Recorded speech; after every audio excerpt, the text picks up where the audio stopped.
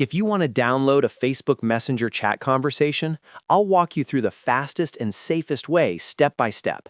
This is useful if you want to save an important conversation, keep a personal backup, or store messages for future reference. And if this tutorial helps you out, don't forget to hit the like button and subscribe for more easy software guides. Let's jump in. First, open Facebook and click your profile picture in the top right corner. From there, go to Settings and Privacy, then click Settings. Once you're on the Settings page, look for Account Center and click it. This is where Facebook keeps a lot of your account and privacy tools in one place. Next, in the left menu, click Your Facebook Information. After that, find and click Download Your Information.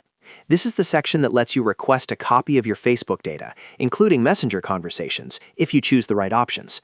Now click Create File. Facebook will begin preparing your download request, and depending on how much data you have, it may take a little while to process.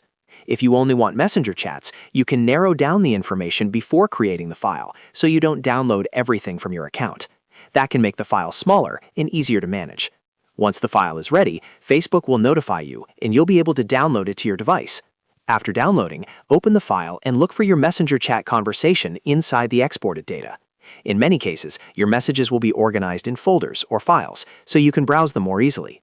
If you're trying to save a specific conversation, this is the best method because it gives you an official copy directly from Facebook. Just make sure you're signed into the correct account before you start, especially if you manage more than one profile. And that's it. You've now learned how to download a Facebook Messenger chat conversation in just a few simple steps. If this video helped, please give it a thumbs up, subscribe to the channel, and turn on notifications so you don't miss the next tutorial. Thanks for watching, and I'll see you in the next one.